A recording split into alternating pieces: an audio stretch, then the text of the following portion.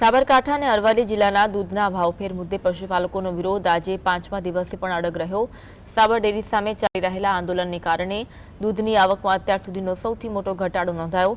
ડેરીમાં દૈનિક 26 લાખ લીટર દૂધની આવક સામે હવે માત્ર 10 લાખ લીટર દૂધની આવક થઈ।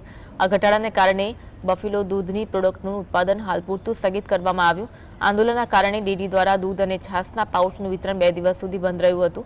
જોકે પોલીસ બંદોબસ્ત અને ડેરીના બાઉન્સરોની મદદથી હવે દૂધ અને છાશના પાઉચ જિલ્લાના પાર્લરો સુધી પહોંચાડવામાં આવી રહ્યા છે। પશુપાલકોનો રોષ યથાવત હોવાથી ડેરીની કામગીરી પર ગંભીર અસર પડી છે અને 500થી વધુ દૂધ મંડળીઓ બંધ રહી છે।